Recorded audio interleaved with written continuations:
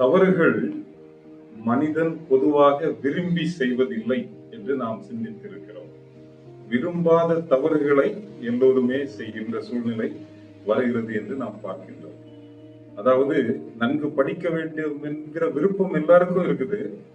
ஆனால் நிஜ வாழ்க்கையிலே படிப்பதை விட வீடியோ கேம், மூவி பார்க்கிறது, இந்த மாதிரி சில அடிக்ஷன்ஸ்ல மயங்கி விடுகிறார்கள்.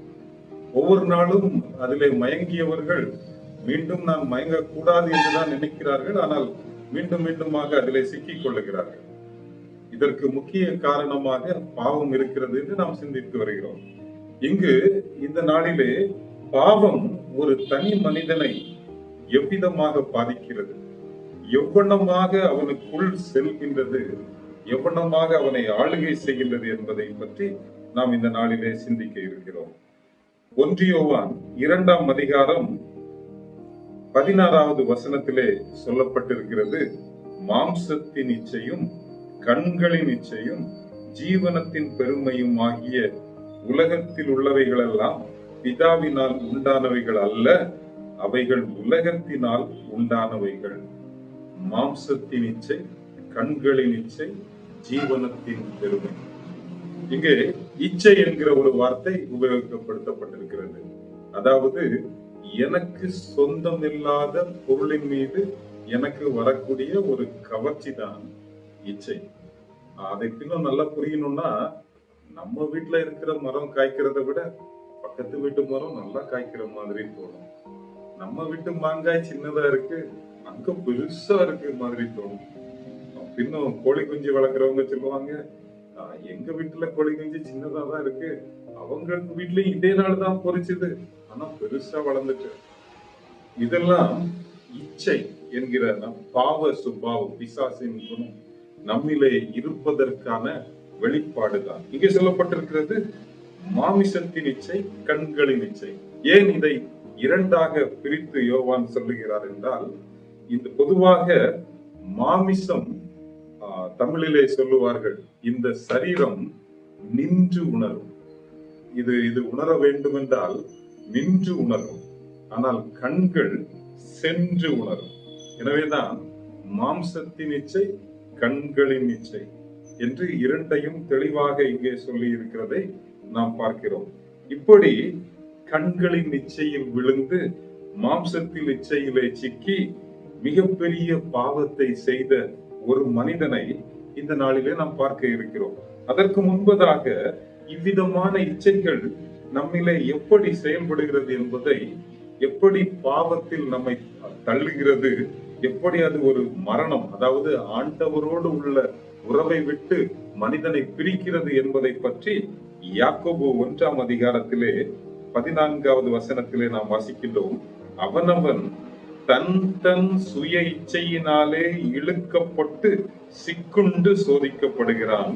பின்பு இச்சையானது கற்பம் தரித்து பாவத்தை பிறப்பிக்கும், பாவம் பூரணமாகும் போது மரணத்தை பிறப்பிக்கும் என்று இங்கே சொல்லப்பட்டிருக்கிறது.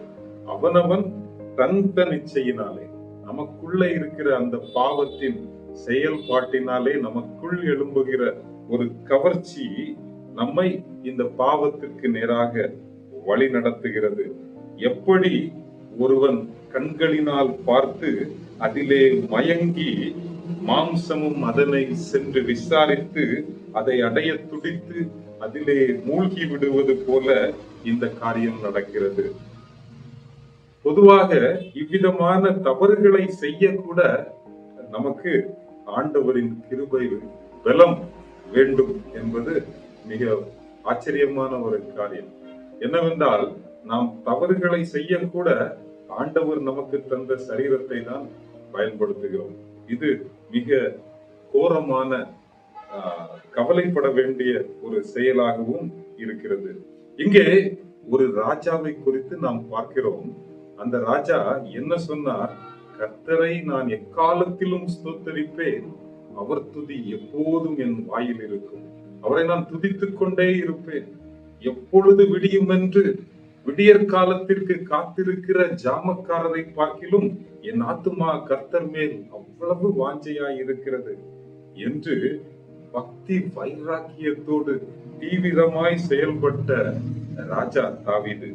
ஆனால் ஒரு நாள் அவர் இருக்க வேண்டிய இடத்தில் இருக்கவில்லை, செய்ய வேண்டிய காரியத்தை செய்யவில்லை, பார்க்க கூடாததை பார்த்தார், சிந்திக்க கூடாததை சிந்தித்தார், விசாரித்தார், தவறிலே விழுந்தார். அது எப்படி நடந்தது?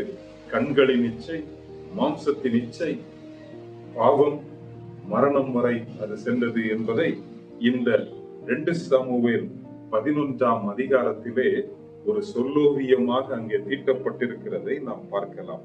பாவம் எப்படி மனிதனுக்குள் ஒரு தனி மனித வாழ்க்கையில் கிரியை செய்து அவனை அடிமைப்படுத்துகிறது என்பதை அழகாக வர்ணம் தீட்டி இருக்கிறது. வார்த்தைகளால் தீட்டப்பட்ட ஓவியம் இது. இங்கே நாம் பார்க்கலாம். 2 சாமுவேல் 11:1 நான் வாசிக்கின்றேன். மறு வருஷம் ராஜாக்கள் யுத்தத்திற்கு புறப்படும் காலம் வந்தபோது, யுத்தத்திற்கு புறப்படும் காலம் வந்தது. ஆனால் அந்த வசனம் எப்படி முடியுதுன்னா, தாவீதோ எருசலேமில் இருந்து விட்டான். ஆங்கிலத்துல பாத்தீங்கன்னா பட் அப்படிங்கிற வார்த்தை அங்கே உபயோகப்படுத்தப்பட்டிருக்கும். தாவீதோ எருசலேமில் இருந்து விட்டான். அப்படி என்றால் ராஜா யுத்தத்திற்கு போக வேண்டிய காலம், அவன் யுத்தத்திற்கு சென்றிருக்க வேண்டும்.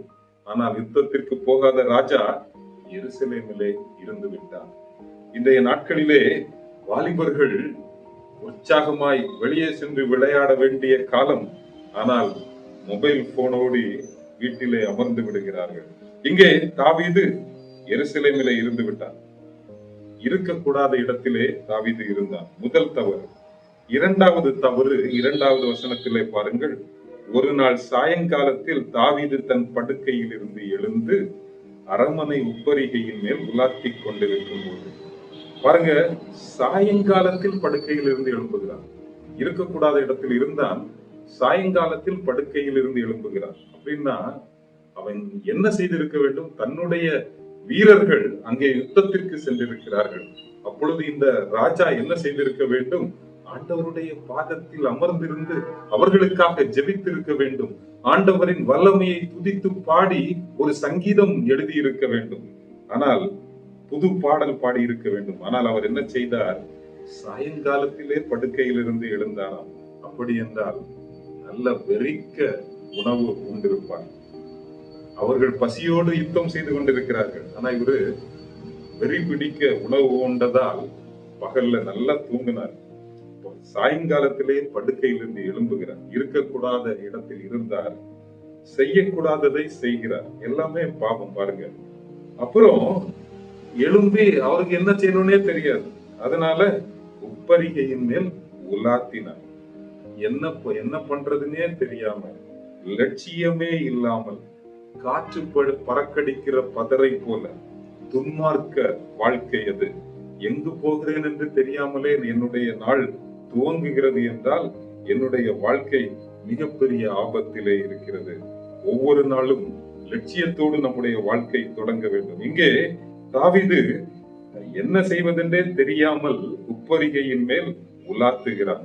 அங்கே உலாத்தி கொண்டிருக்கும் போது ஸ்நானம் பண்ணுகிற ஒரு ஸ்திரீயை உப்பரிகையின் மேல் இருந்து கண்டான். பாருங்க, ஸ்நானம் பண்ணுகிற ஒரு ஸ்திரீயை பார்த்துட்டான். பார்த்தவுடன் பின்னும் அதை உற்று பார்க்கிறான். அவனுடைய கண்களின் இச்சை அதை பின்னும் தீவிரமாக ரசிக்க ஆரம்பித்தான். ரசிக்கும் போது அவன் என்ன கண்டுகொள்கிறான்? அந்த ஸ்திரீ வெகு சௌந்தரவதியாய் இருந்தாள். வெகு சௌந்தரவதியாய் இருந்தாள், மிகுந்த அழகுள்ளவளாய் இருந்தாள் என்று இங்கே சொல்லப்பட்டிருக்கிறது. இதுவே ஒரு மிகப்பெரிய பாவம். அப்படி என்றால் என் மனைவி என் கண்களுக்கு அழகுள்ளவளாய் தெரியாமல் பிறனுடைய மனைவி என் கண்களுக்கு சௌந்தரியவதியாய் தெரிகிறாள் என்றால் நான் சறுக்கலான பாதையிலே நிற்கிறேன், வீழ்ச்சியின் விளிம்பிலே நிற்கிறேன் என்பதற்கு இது ஒரு மிகப்பெரிய அடையாளம். அதுதான் எனக்கு சொந்தமில்லாத பொருளின் மீது எனக்கு வரக்கூடிய ஒரு மிகப்பெரிய கவர்ச்சி. உண்மையாகவே அந்த பெண் தாவீதின் மனைவியை விட அழகாக இருந்தாளா என்பது இல்லை. இந்த அழகு என்கிற வார்த்தையே மனிதர்களால் மிகவும் கேவலமாக பயன்படுத்தப்படுகிற ஒரு வார்த்தை. நான் முத்துக்குமார் என்கிற திரைப்பட பாடல் எழுத்தாளர், அவரை நான் மிகவும் மதிக்கிறேன். அவர் இந்த உலகத்திலே இல்லை. ஆனால் அவருடைய ஒரு வரிகள் என்னை மிகவும் அசைத்தது. அழகே அழகு என்று ஒரு பாடல், அதற்காக அவர் பல பரிசுகளையும் பெற்றிருந்தார். அந்த பாடலிலே அன்பின் விழிகளில் எல்லாம் அழகே என்று ஒரு வரி இருக்கிறது. அன்பின் விழிகளில் எல்லாம் அழகே. ஒரு அழகு, பியூட்டி என்பதற்கு ஒரு நல்ல டெபினிஷன் இதுவாகத்தான் இருக்க முடியும். நாம் அனைவருமே அழகானவர்கள். அவர்கள் அழகு, இவர்கள் உயர்ந்த அழகு, இவர்கள் குறைந்த அழகு என்று நாம் சிந்திக்கிறோம் என்றால் அதுவே ஒரு பாவ சிந்தை. அது அன்பற்ற சிந்தை, காதலற்ற சிந்தை என்று தான் அதை நாம் சொல்ல வேண்டும். ஆக இங்கே தாவீது இருக்கக்கூடாத இடத்திலே இருக்கிறார், செய்யக்கூடாததை செய்கிறார், பார்க்க கூடாததை பார்க்கிறார், அதை ரசிக்க ஆரம்பிக்கிறார். அதோடு விட்டு விடவில்லை, மீண்டும் அடுத்த லெவல். அதாவது இத கேஸ்கேட் எஃபெக்ட்னு சொல்லுவாங்க. ஒண்ணுல விழ ஆரம்பிச்சிட்டோம்னா அப்படி விழுந்து கொண்டே இருப்போம். அடுத்தது என்ன செய்யறாரு? 4வது வசனத்திலே, தாவீது ஆள் அனுப்பி அவளை அழைத்து வர சொன்னான். அவள் அவனிடத்தில் வந்தபோது அவளோட சயனித்தான். உடனே என்ன செய்யறாரு? தீவிரமாய் இந்த பாவ சிந்தை என்ன செய்யும்னா வெறித்தனமாக தீவிரமாக செயல்படும். அது எனக்கு ஏவாளிடம் அப்படித்தான் செயல்பட்டது. அந்த பழம் அழகாக இருக்கிறது, கவர்ச்சியாக இருக்கிறது, அது எனக்கு வேண்டும், இப்பொழுதே வேண்டும். ஆண்டவருடைய பார்வையில் அனைத்து பழங்களுமே அழகாகத்தான் இருந்தது. ஏதேன் தோட்டத்திலே அனைத்து கனிகளும் அழகாக இருந்தன. ஆனால் பாவ மனிதனின் கண்களில் விலக்கப்பட்ட கனி மாத்திரமே அழகாக தெரிகிறது. இங்கே தாவீது பாவத்தின் ஆளுகைக்குள் சிக்கிக் கொண்டதினாலே, ஆண்டவரை ஒரு நாள் மறந்து போனதினாலே பாவம் அவனுக்கு கவர்ச்சியாக தெரிகிறது. அவள்தான் அழகாக இருக்கிறாள் என்று முடிவு செய்கிறான். அவள் எனக்கு வேண்டும், இப்பொழுதே வேண்டும் என்று ஆள் அனுப்பி வரவழைத்து அவளோடு சயனித்து விடுகிறான், உடலுறவு கொள்ளுகிறான் என்று அங்கே சொல்லப்பட்டிருக்கிறது. அந்த ஸ்திரீ, அந்த பெண் யாருடைய பெண் என்று அவனுக்கு தெரிந்தது முதலேயே. அது யார் என்றால் அவனுடைய மெய்க்காவலர்கள், அதாவது அவனுடைய மிக தீவிரமான நம்பிக்கைக்குரிய வீரர்களில் ஒருவனான, அதாவது 30 வீரர்களாக தாவீது சொல்லுகிறார், முக்கியமான படை வீரர்கள். அந்த 30 வீரர்களில் ஒருவன் தான் உரியா. அந்த உரியாவின் மனைவியை என்று தெரிந்தும் அவன் துணிந்து அந்த காரியத்தை செய்தான். அதைவிட கொடிய நிலைமை என்ன? அவன் கொலைக்காரனாக மாறினான். பாவம் மரணத்தை உருவாக்கும். பிசாசின் முக்கியமான குணம் தந்திரம், பொய் சொல்லுதல், ஏமாற்றுதல், பெருமை. கடைசியிலே இது பாவம் என்று சொல்லுகின்ற குற்றத்தை நியாயப்படுத்துகிற நிலை. அந்த பாவத்தை மறைப்பதற்காக அடுத்தவர்களை கொலை செய்கின்ற நிலை. அதைத்தான் இங்கே ராஜா கையாளுகிறார். அதனுடைய விளைவு எப்படி வந்தது நாம் பார்க்கிறோம். தீர்க்கதரிசி வந்து சொல்லுகிறார், நீர் ஒளிப்பிலே செய்ததை உன் பிள்ளைகள் வெளிச்சத்திலே செய்வார்கள், பட்டயம் உன் வீட்டை விட்டு நீங்காதிருக்கும் என்று மிகப்பெரிய சாபங்களை அவர் சம்பாதித்தார். அந்த உறவின் மூலம் பெற்றெடுத்த பிள்ளையும் மாண்டு போனது. அதனாலே ராஜா மிகுந்த துக்கம் அடைந்தார் என்றெல்லாம் நாம் வாசிக்கின்றோம். இங்கே ஆண்டவருடைய நோக்கம் தாவீது இவ்வளவு பெரிய பாவத்தை செய்தார் என்று தாவீதை வெட்கப்படுத்துவதற்காக நமக்கு இந்த வேதம் எழுதப்படவில்லை. ஆனால் எப்படிப்பட்ட தாவீதும் வீழ்ந்து போகலாம் என்பதற்கு எடுத்துக்காட்டாக, இலக்கணமாக இது நமக்கு இங்கே எழுதி வைக்கப்பட்டிருக்கிறது. நாம் எனவே நம்முடைய பலனிலை சார்ந்து நாம் நின்று விடலாம் என்று நாம் நினைத்தால் பாவம் நம்மை விழுங்கிவிடும். மாம்சத்தின் இச்சை, கண்களின் இச்சை, இவர்களை நாம் ஜெயிக்க வேண்டும் என்றால் ஆண்டவரோடு உள்ள உறவிலே பலப்பட வேண்டும். யோசேப்பு போத்திபார் மனைவியை விட்டு தன்னுடைய உடையையும் இழந்து ஓடினானே, அதை போல ஓடினால் அன்றி இத்தகைய பாவத்திலிருந்து ஒரு தனி மனிதனால் விடுதலை அடைய முடியாது. அப்படி ஓடுவதும் மனித பலத்தினால் முடியாது. ஆண்டவருடைய கிருபை நமக்கு மிகவும் அவசியம். அதோடு நம்முடைய வைராக்கியமான ஆண்டவருக்கு கீழ்ப்படுகின்ற வாஞ்சை, ஆண்டவருடைய வார்த்தையில் நாம் கொள்ளுகின்ற தாகம், அவரோடு உள்ள உறவிற்கு நாம் கொடுக்கின்ற முக்கியத்துவம், இவை நம்மை இப்படிப்பட்ட சூழ்நிலையிலிருந்து விடுவிக்கும். கடைசியாக யோபு 31 யோபுவின் சிந்தனைகளை நாம் இந்த இப்படிப்பட்ட சூழ்நிலையை குறித்ததான யோபுவின் சிந்தனைகளை நான் வாசித்து நிறைவு செய்ய விரும்புகிறேன். என் கண்களோட உடன்படிக்கை பண்ணின நான் ஒரு கன்னிகையின் மேல் நினைப்பாய் இருப்பது எப்படி? என் கண்களோடு நான் உடன்படிக்கை செய்திருக்கிறேன், எனவே ஒரு கன்னிகையின் மேல் நினைப்பாய் இருப்பது எப்படி? இன்றைய நாட்களிலே இந்திய அரசு கூட எக்ஸ்ட்ரா மேரிட்டல் லைஃப், திருமணத்திற்கு புறம்பான உறவுகளை நியாயப்படுத்துகிறது. அவர்கள் விரும்பினால் அப்படிப்பட்ட உறவுகளை சட்டப்படி யாரும் தடை செய்ய முடியாது என்று இந்திய அரசு சொல்லுகிறது. ஆனால் இங்கே யோபு சொல்லுகிறார், என் கண்களோட உடன்படிக்கை பண்ணின நான் ஒரு கன்னிகையின் மேல் நினைப்பாய் இருப்பது எப்படி? அப்படி என்றால் எல்லா மனிதர்களுக்கும் சொந்த மனைவியை விட மாற்றானின் மனைவியின் மீது இருக்கக்கூடிய கவர்ச்சி, இது பாவத்தின் குணமாக இருக்கிறது. இது அவர்களை ஆளுகை செய்கிறது. எனவே மாற்றானின் மனைவியின் மீது, அடுத்தவர்களின் வாழ்க்கை துணையின் மீதுதான் அதிக கவர்ச்சி இருக்கிறது. அதைவிட பின்னும் சொல்ல வேண்டும் என்றால், வயதான ஆண்களுக்கு இளம் பெண்கள் மீது வரக்கூடிய கவர்ச்சிகள் அதிகமாகிக் கொண்டிருக்கிறது. இதுவும் பாவத்தின், பிசாசின் குணம் என்று நாம் தொடர்ந்து சிந்தித்துக் கொண்டிருக்கிறோம். இங்கே பார்க்கிறோம், யோபு சொல்கிறார், என் கண்களோடு உடன்படிக்கை பண்ணின நான் ஒரு கன்னிகையின் மேல் நினைப்பாய் இருப்பது எப்படி? அப்படி நான் இருந்தேன் என்றால் அப்பொழுது உன்னதங்களில் இருந்து தேவன் அளிக்கும் பங்கும், உன்னதத்தில் இருந்து சர்வ வல்லவர் கொடுக்கும் சுதந்திரமும் கிடைக்குமோ?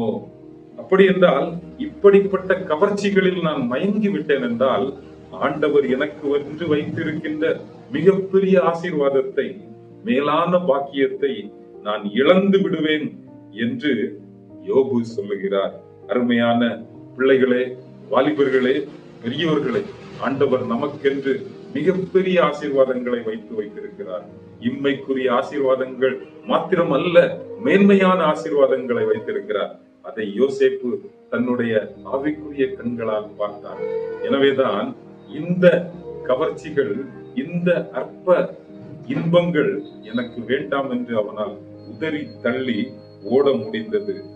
யோபு தொடர்ந்து சொல்லுகின்றார், என் நடைகள் வழியை விட்டு விலகினதும், என் இருதயம் என் கண்களை பின்தொடர்ந்ததும், ஏதாகிலும் ஒரு மாசு என் கைகளில் ஒட்டி கொண்டதும் உண்டானால், என் மனம் யாதொரு ஸ்திரீயின் மேல் மயங்கி அயலானுடைய வாசலை நான் எட்டி பார்த்ததுண்டானால்.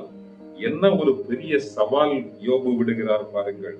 என் நடைகள் வழியை விட்டு விலகினதும், என் இருதயம் என் கண்களை பின்தொடர்ந்ததும். பாருங்க, சென்று பார்க்கிற அந்த சென்று உணர்கிற கண்களை நான் என் இதயத்திலே நான் பின்தொடர்ந்தேனா, வழிகளை விட்டு நான் விலகினேனா, அடுத்தவன் வீட்டை மனைவியை உற்று பார்த்தேனா என்று சவால் விடுகிறார். அப்படி ஒரு வாழ்க்கை எனக்கு இல்லை என்று இன்றைய கிறிஸ்தவர்களாக, இல்லை என்றால் இந்த உலகத்தில் நன்னடக்கை உள்ளவர்களாக வாழ விரும்புகிற ஒவ்வொரு மனிதர்களும், மதத்தை சார்ந்து அல்ல, மனிதர்களாக நாம் இவ்வண்ணமாக, என்னுடைய வாழ்க்கை துணைக்கு நான் உண்மையாக இருக்கிறேன், என் தனி மனித நிலைமையிலே பாவத்தின் அடிமையாக நான் இல்லை, விடுதலை உள்ளவனாக வாழ்கிறேன் என்று என்னால் சொல்ல முடியுமா?